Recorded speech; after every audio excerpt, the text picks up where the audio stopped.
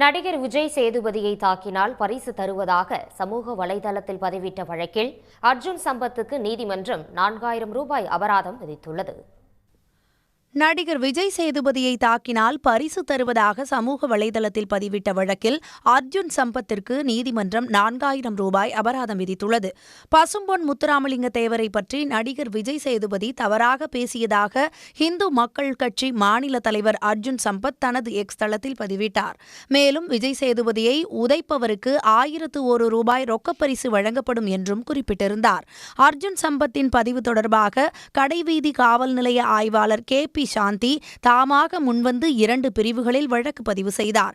இவ்வழக்கில் கடந்த ஆண்டு நவம்பர் மாதம் 27ஆம் தேதி குற்றப்பத்திரிகை தாக்கல் செய்யப்பட்டது. இந்த வழக்கு கோவை குற்றவியல் நடுவர் நீதிமன்றத்தில் நீதிபதி சந்தோஷ் முன்பு விசாரணைக்கு வந்தது.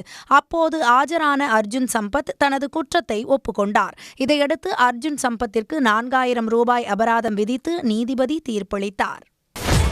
சன் நியூஸ் வாட்ஸ்அப் சேனலை ஃபாலோ செய்யுங்கள். QR கோடை ஸ்கேன் செய்து சன் நியூஸோடு இணைந்திருங்கள்.